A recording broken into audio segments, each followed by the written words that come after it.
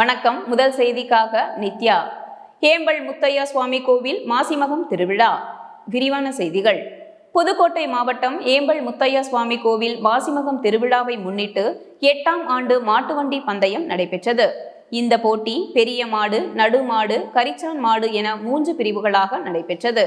இதில் புதுக்கோட்டை, மதுரை, தேனி, சிவகங்கை, தஞ்சை ஆகிய மாவட்டங்களை சேர்ந்த 100க்கும் மேற்பட்ட ஜோடி மாட்டு வண்டிகள் கலந்து கொண்டன.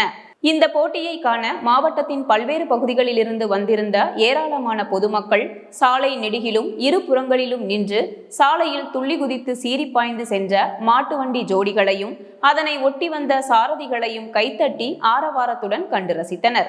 மேலும் இந்த பந்தயத்தில் முதல் 3 இடங்களை பிடித்த மாட்டு வண்டி உரிமையாளர்களுக்கு ரூபாய் 3,25,000 ரொக்க பரிசும் கோப்பைகளும் வழங்கப்பட்டது.